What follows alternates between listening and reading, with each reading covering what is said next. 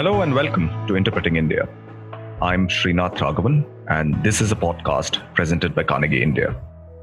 Every week, we bring to you voices from India and around the world as we unpack the role of technology, the economy, and foreign policy in shaping India's relationship with the world.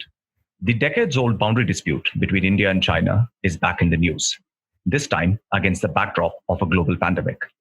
Soldiers of the Indian Army and the Chinese People's Liberation Army are currently in a tense standoff along the line of actual control.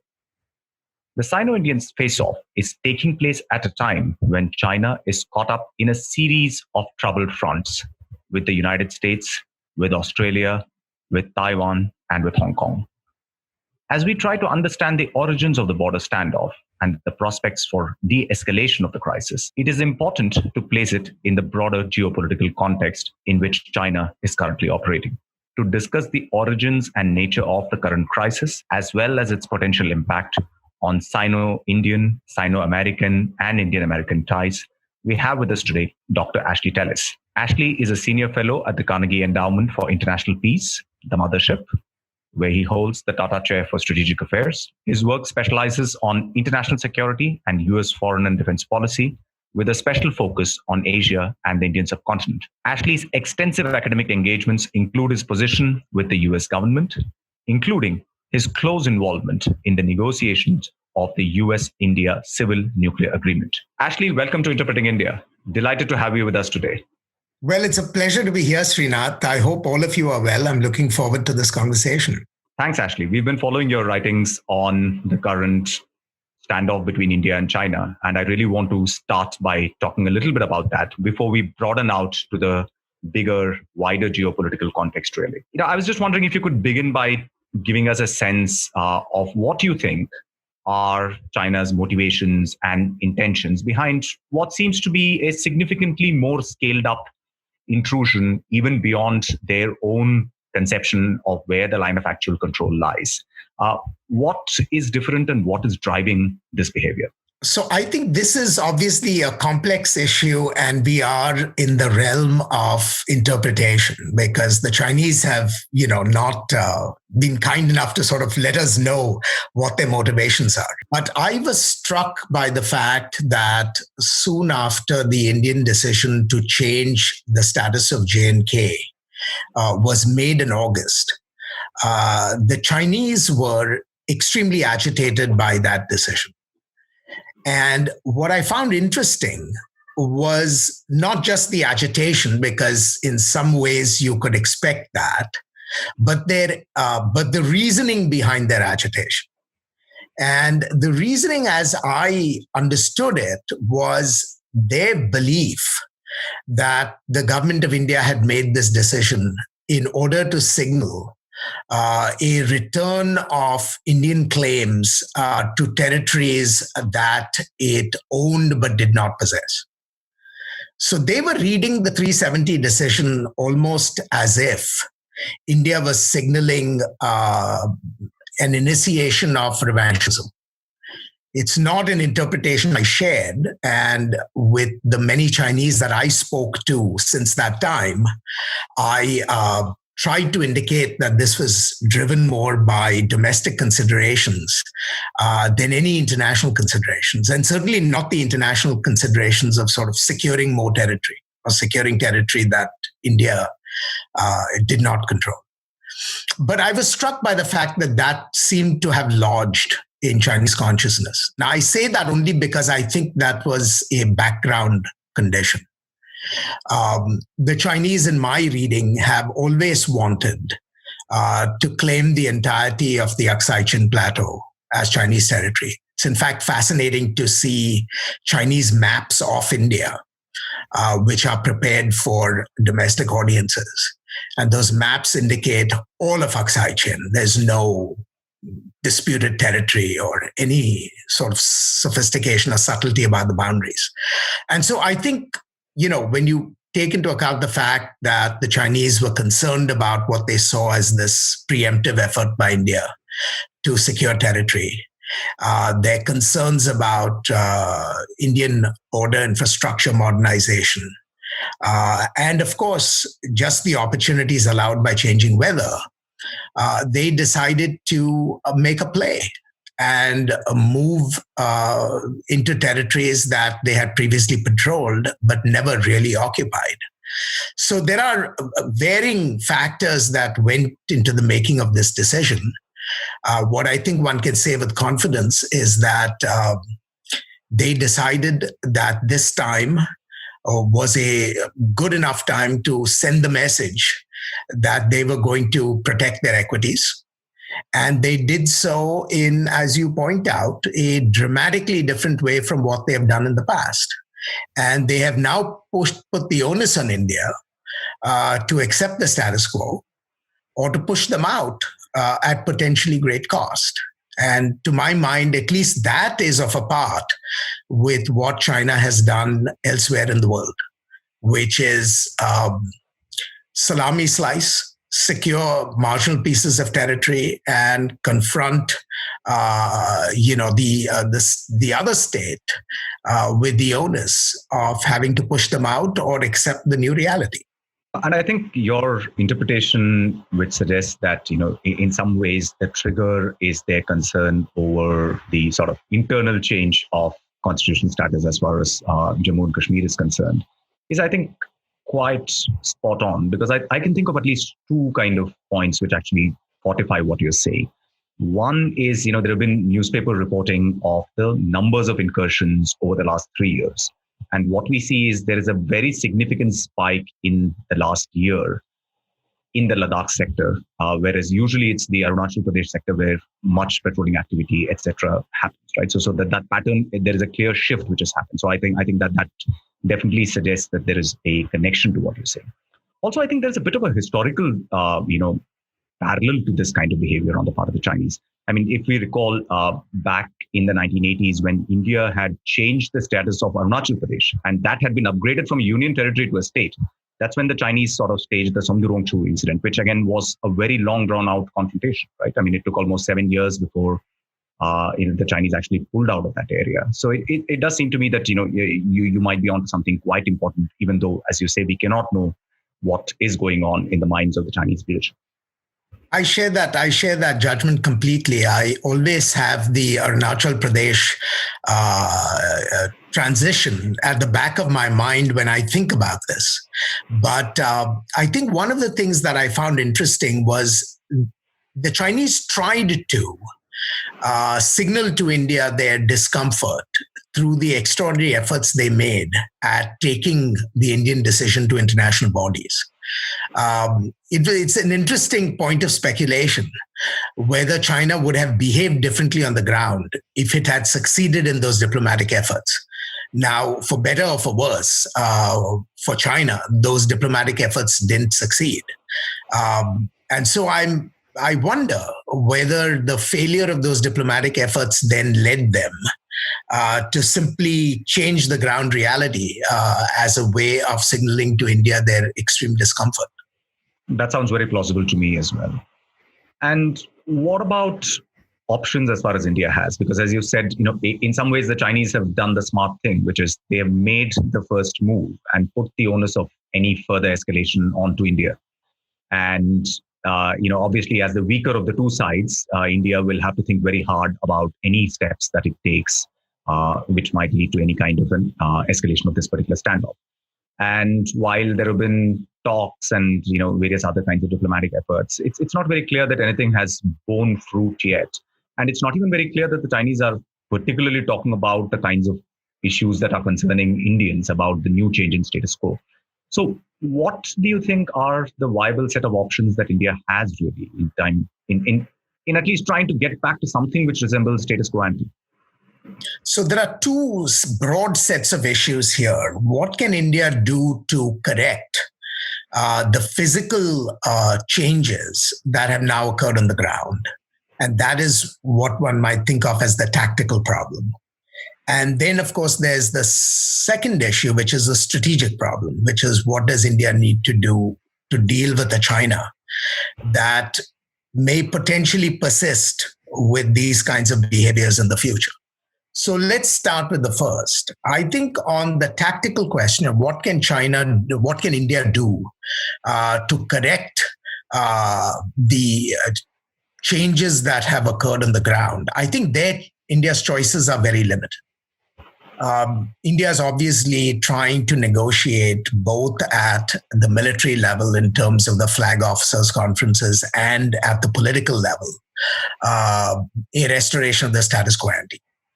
I haven't seen the kind of withdrawals that I read about in the Indian press. The news reports that seem to suggest that the Chinese have been withdrawing. I don't see that at all at the Washington end, which leads me to believe that the Chinese are here to stay and, short of war, are unlikely to pull out. I hope the talks bear fruit. But if they do, it will be only because the Chinese fear that India might do something dramatic at the strategic level that would be far more costly for them compared to the marginal gains they've made at the tactical level. At the moment, there's no evidence that China thinks that that is a realistic possibility. And so they, I think, have reconcile themselves to the fact that India will talk, they will talk, but there will be no change on the ground. India may proceed to build up its forces and sort of engage in blocking actions, but that's not going to change the status quo either. It'll be interesting to see whether India is willing to, go out and do to China what China did to India, as India did at Chumar in response to Depsang, which is go out and claim, salience of Chinese territory and occupy it, and then use that as a negotiating chip to force some sort of a withdrawal from China in Galwan and Hot Springs and in Pangong Tso. I don't know what India is planning to do as a alternative to the current strategy of simply talking, but my assessment of just the possibilities at the tactical level is that China holds the cards. They are unlikely to withdraw unless India is willing to threaten them with costs. And those costs can be either, symmetrical occupations elsewhere, or make some big decisions at the strategic level that would be costly to China and would sort of suggest that these incursions are not worth the benefits. On the strategic level, what could those alternatives be? I think the only thing that would catch China's attention at this point is India suggesting more resolutely that it is willing to either join or spearhead the creation of some Asian coalition in partnership, possibly with the United States, that is going to take a much more activist stance, against China to literally balance China's rise in the Indo-Pacific. Now, we all know that India would like to see that balance emerge. And India has taken baby steps in that direction, but India has been very cautious not to go overboard and not to signal that it's part of any anti-China containment strategy. If India were to shift course on that count, that will certainly wake the Chinese up and give them some reason to rethink the consequences of their current initiatives. But barring that kind of a decision at the strategic level, I just see China as being in a very good place from a Chinese point of view, and needing to do nothing other than just continue a dialogue which doesn't really produce any real outcomes. That's right. And we'll come back to the point about India, the United States, and some kind of a countervailing coalition in Asia. But I just want to sort of, stay with another aspect of the strategic relationship, right, between India and China in this context, which is that, the trend line so far has been that, India has made significant attempts to repair the bilateral relationship, whatever might have been other kinds of ups and downs in the last 5-6 years. And there have been a few of them, starting with, Xi Jinping's visit to India, when there was a border standoff and so on, after the Doklam standoff, which again lasted for quite a while, and there was quite a bit of, seemingly threatening language from the Chinese side at that point of time. But then you had these informal summits in Wuhan and Mahabalipuram in 2019. So I'm just wondering, what was the Chinese reading of India at a strategic point of view? I mean, is it that they feel that India is willing to make attempts to put the relationship on an even keel, even though it might be at a disadvantaged position, and hence it can be pressed along even further to make concessions at the tactical level? Do you think that's a kind of calculus there? I think the Chinese have been deeply suspicious of India. And I think none of the initiatives that you identified, which were India's attempts to sort of maintain an equilibrium in the bilateral relationship, I don't think the Chinese were ever impressed by any of those efforts, because they saw that as more evidence of, for want of a better word, Indian duplicity. In other words, they see India as fearful of China. They see India as wanting to be part of an encirclement strategy of China, but not wanting to own up to it. And they see the Indian efforts at rapprochement, whether it be, the Wuhan summit or other efforts, to be simply India's strategy of masking what are its true objectives. And in the Chinese reading, the true objectives are to become China's peer in Asia, to balance the rise of Chinese power in collaboration with others, but to do so with a certain degree of disguise. And so in that sense, the Indian strategy of walking the middle path was never a stable equilibrium. Because the Chinese have always looked at India, the prospect of India's rise, the possibility that India could one day be a peer, as being an outcome that is simply unacceptable to China. I mean, China wants an Asia that it can dominate singularly and alone. And the Indian strategy was trying to straddle the difference. India too wants to balance China, but doesn't want to be seen as balancing China. And I don't think the Chinese were persuaded by what one might call Indian sincerity about this effort. And so, at some point, India will have to make some choices. Now, the ideal choice that India could make would be to do internal balancing in a really effective way, which is it builds up its own capacities and can stand up to China on its own. Because I don't think that is a realistic prospect in the here and now. I think the Chinese are suspicious that India will always gravitate to others and use other countries as the foil to sort of check China. But because India doesn't fess up to that, and India doesn't do that very transparently, all Indian efforts, including efforts at dialogue with China, are simply seen as a masquerade. And I think that is the one, sort of disquieting feeling that Beijing can never quite rid itself of. So in a sense, India is having the worst of all possible worlds in terms of how its options of dealing with China are working out, right? Which is to say that, even if you try to balance them, you don't want to be front and center. But if you try and keep things in some kind of an equilibrium and steady the boat, you're still seen as somehow deviously, in a sense, masking what your real intentions are. Absolutely. Absolutely. There are more occasions than I can remember where senior Chinese officials have been very skeptical, have expressed their skepticism about India's efforts at sort of maintaining this equipoise. They see India simply as trying to balance China, but to do that in covert ways. And given that judgment, I can understand, the reaction they have. I mean, I also understand the Indian effort and why India's sort of straddling that divide and trying to do it with subtlety as opposed to, in a bold and clear fashion. But the point is, I don't think this strategy will succeed.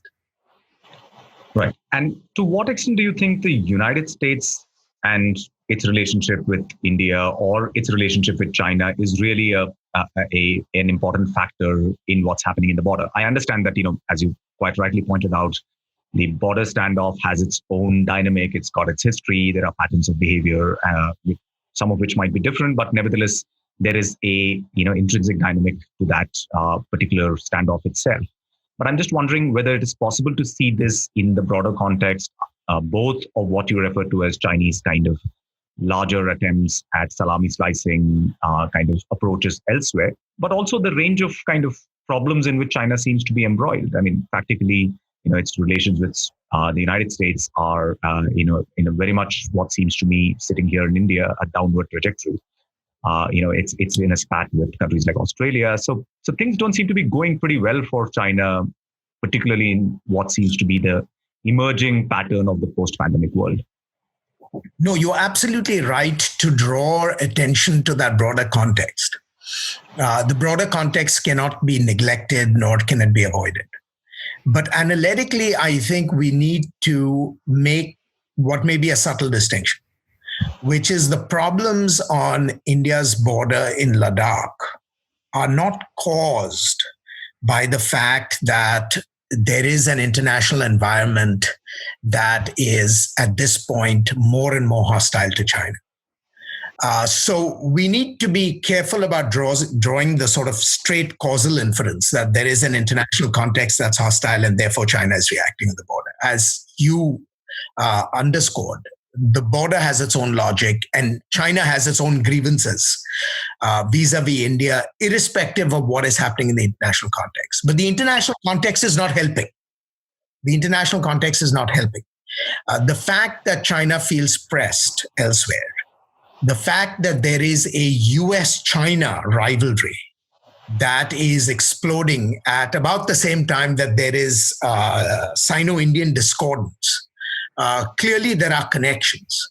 Now, what weight one assigns to those connections, I think, is a proper subject of debate. But the most interesting element of the connection that I find persuasive is China's modus operandi. That whenever China is confronted, it is not likely to engage in all-out warfare against its opposition, certainly not in these times. Rather, it has,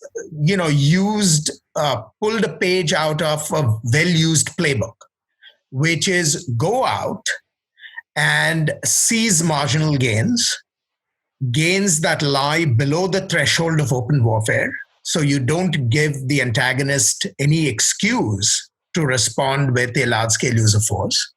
But it's a significant gain nonetheless in that it has changed the status quo and to the antagonist's disadvantage. And so in that sense, China is doing in Ladakh what it has done for a long time in the East and South China Sea.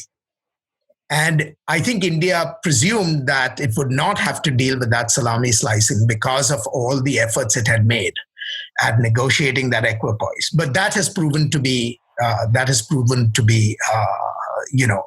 not accurate, at least as a judgment.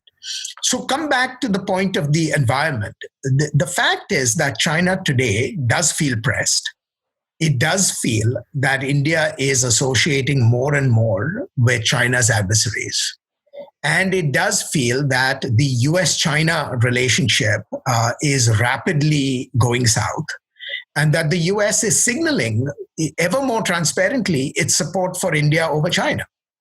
And so all these elements do play some role, but I would just caution against seeing these as sort of determinative considerations in pushing China to do what it has done along the Sino-Indian frontier.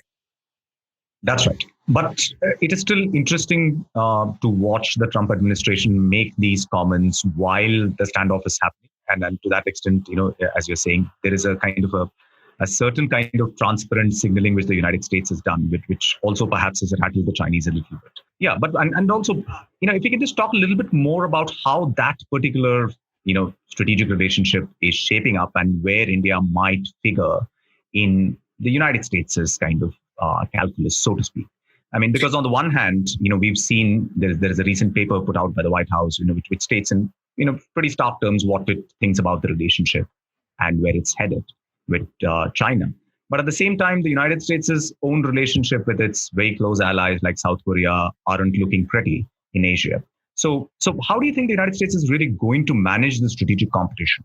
And where do countries like India really come into the picture? So I would start by first making a distinction between the United States and the Trump administration. I do that only for a methodological reason. That is, the Trump administration has a very distinctive view of competition with China. It's very transparent, it's very pugnacious, and it's willing to push on all fronts. I'm not sure whether the country as a whole is exactly where the Trump administration is. In other words, if Trump were to depart office in November this year, I'm not sure whether the policy that the administration is currently following vis-a-vis China would survive in its entirety. Now, clearly, there's been a shift in the US and in the attitudes to China. I think there is a shift that now sees China more and more as a competitor rather than just a simple partner. I think that much of a transformation is taking place. But whether the pugnacity that characterizes the Trump administration's approach to China will survive, I think that's an open question. So in that sense, I think part of India's reluctance in recruiting the US to be forceful on its behalf vis-a-vis China is linked to the uncertainty in New Delhi about whether this current US policy will survive. And the fact that we have not treated, as you point out, our allies with due regard would only sort of strengthen that diffidence in Delhi. In other words, the US at this stage, there are many questions about American reliability and American resolution. What India wants is quiet American support. And I think that this administration has offered and much more. But the calculation here is we don't want to do anything that would put India in a more difficult situation than it already is. So we've said our piece. We have drawn the parallels between what is happening on the Sino-Indian border and elsewhere in the world with respect to Chinese behavior. But I think at this stage in Washington, the councils have prevailed that we should leave India now with the freedom to work its way out if it can. And I think there is a recognition that we could end up making it harder because if the Chinese see this as an example of the US and India being in cahoots, then a resolution of this problem might become even more difficult. And I think, thankfully, this administration recognizes that that's a risk and doesn't want to go down that path unless India were to actually call upon it to do so. Interesting. And you earlier made a point, which I think was also quite right, that this is not simply about the United States and India, with China as a sort of third point of the triangle, but there is a wider web of relationships in Asia, which includes Australia, Japan, Vietnam, Singapore, and other countries, with whom potentially India should be thinking about some kind of a countervailing coalition against, to ensure that Chinese are kind of at least broadly sticking to some rules of the road in terms of how things operate in the Asia Pacific region.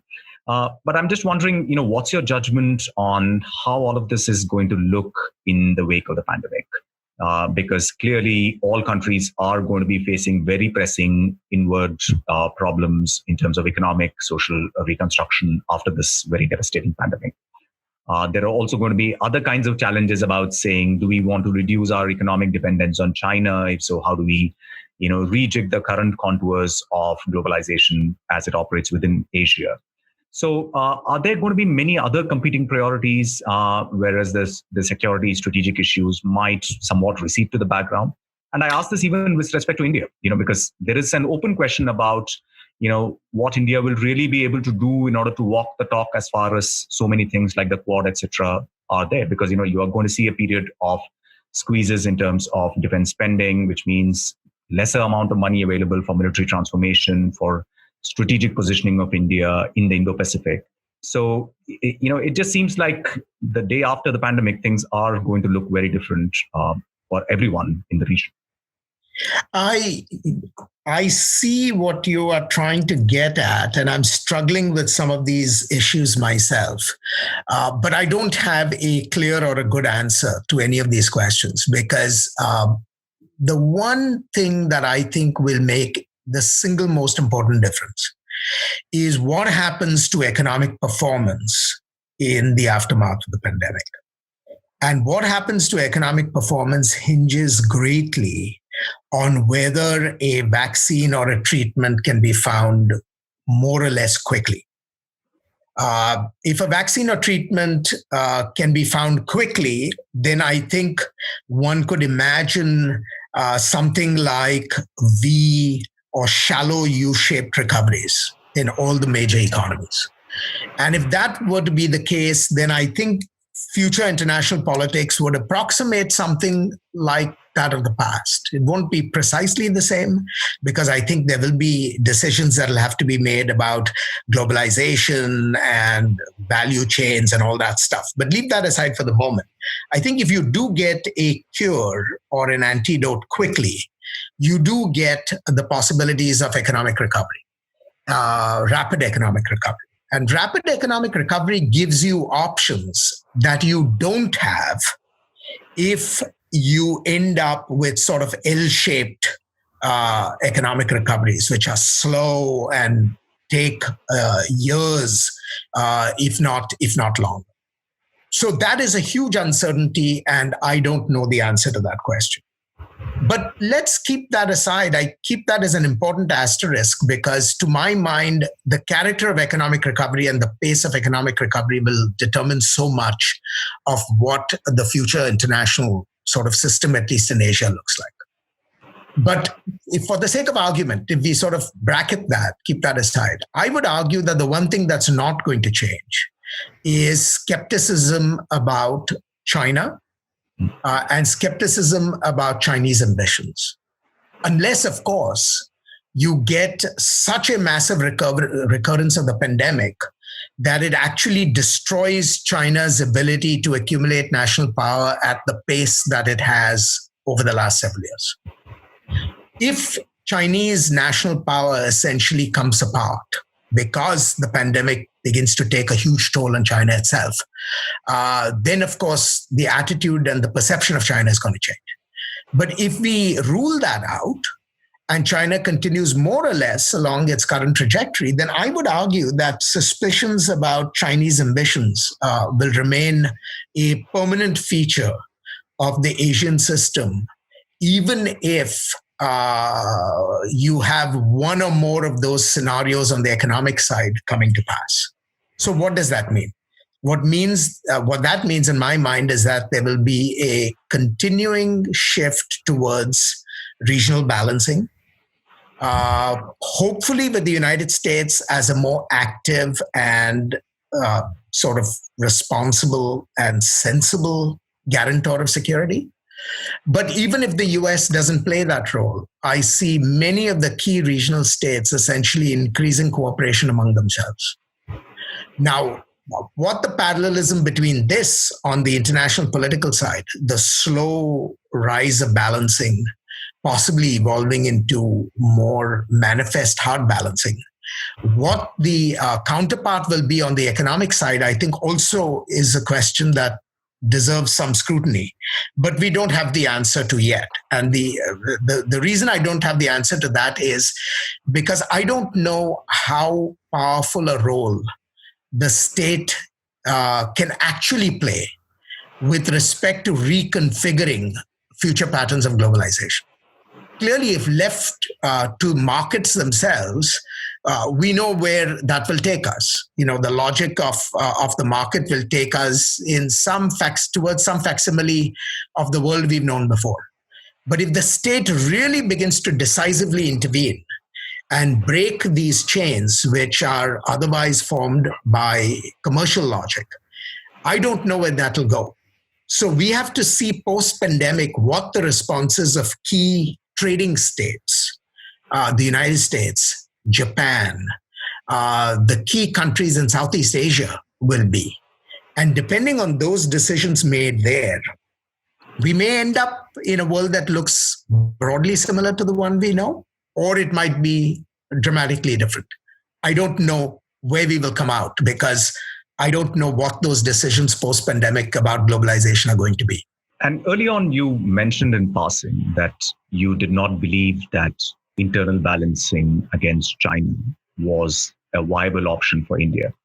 And I would say that, India's economic performance, certainly over the last, few years, hasn't given that kind of optimism that internal balancing alone is going to be a possibility. And it does seem that compared to many other Asian states, in some ways, India's economic recovery post the pandemic will be, slow and halting because we went into the pandemic already with something of an economic downturn, right? So that's a reality that we just have to face up to, which is that India's ability to also aggregate its national power is definitely going to be challenging in the post-pandemic context. So in this situation, if you agree that as a baseline case that has some plausibility, how, in your opinion, should Indian policymakers think about managing this relationship with China?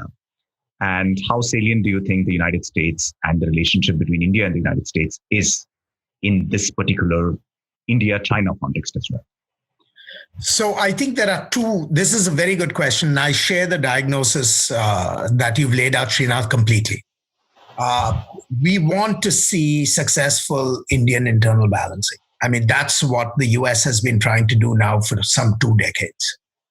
But we recognize that as long as India's own economic reforms are halting, we are unlikely to see that internal balancing alone be effective enough.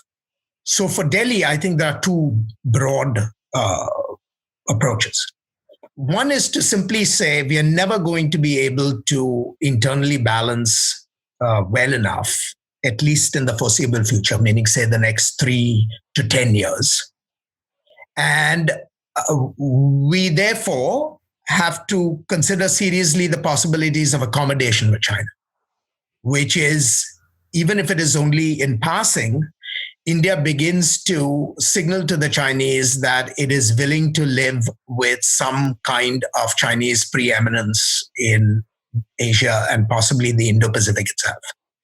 In that sense, India would then play a role analogous to that which is played by many Southeast Asian countries. I can't imagine India with its size, its own aspirations, sort of comfortably falling into that role. But, reality may force India to go in that direction. And that is a possibility. Now, whether the Chinese respond to those overtures of accommodation with some magnanimity, or whether they respond to it with suspicion about India's true intentions and therefore continue to push it, remains to be seen. But we have to sort of at least put accommodation on the table as a possibility that India has in its toolkit. If it doesn't go the route of accommodation, and I just am suspicious that it would go that route only because of India's own aspirations for itself, it has to embark on the alternative, which is some form of resistance. And the question then becomes, how is that resistance to be manifested? So India will continue to do internal balancing, however haphazard it is. But we all know that it probably will not be able to reach the point where it can independently stand up to China. So then the question is, what kind of partnerships does it seek? And to my mind, what it has to do is to do 2 things with respect to that partnership. It needs to look at institutional architectures or associations in the Indo-Pacific space and begin to more resolutely sort of participate in them. So the time for excessive subtlety about institutions like the Quad, about the partnership with the US, about other institutions like the Indian Ocean, Conference, and so on and so forth. India can't afford to be subtle. It has to sort of show its hand. And 2, the second part is that I think India needs to be extremely transparent with the Chinese, which is not give them reason to accuse India of deceptiveness. And that is to tell the Chinese, transparently as we do, which is we see you as a challenge to our vision of what a stable Asia includes. And we are going to oppose that. But we want to oppose it without ending up in a conflict with you, because that conflict is going to serve neither of our interests. But make no mistake, we don't see ourselves as being fellow travelers with China, and we are going to increasingly come closer to other countries that share our vision of what a free and open Asia looks like. I think part of the problem that India has in its relationship with China is, it conveys excessive subtlety, which is it kind of keeps telling the Chinese that we are really not part of anything else, and certainly not part of anything else that opposes you. We have an independent foreign policy. Whereas from the point of view of Beijing, the independent foreign policy really seems like a charade. And I don't think India gains too much by persisting in this charade going forward. So I think India needs to be as transparent towards China as Japan is, and let them know that India is going to follow, of course, its own path, but that path will increasingly take the form of very robust partnerships with others. And this, of course, is not the end of the story, because India will have to negotiate both the content and the rules of what those other partnerships are. I mean, even if India were to double down on the Quad, for example, as many wanted to do, at the moment, the Quad has no collective responsibilities at all. I mean, at best, it's a forum for consultation and discussion, but there are no collective defense obligations. There is nothing that India can count on in terms of its partnership in this forum or any other. So India has to sort of ask itself hard questions about what resistance in terms of enhanced partnerships actually mean for its own self-interest. What forms those are going to take, and depending on the forms, I think there will be secondary and tertiary negotiations that will become inevitable. But those, to my mind, are the two broad paths that India has. And it has to increasingly do it with a transparency that hitherto has not been evident. On that note, Ashley, thanks so much for joining us today and sharing your insights. It was wonderful talking to you. It's a pleasure, Srinath. Anytime. Take care of yourselves. And you take care too, Ashley. Thanks so much.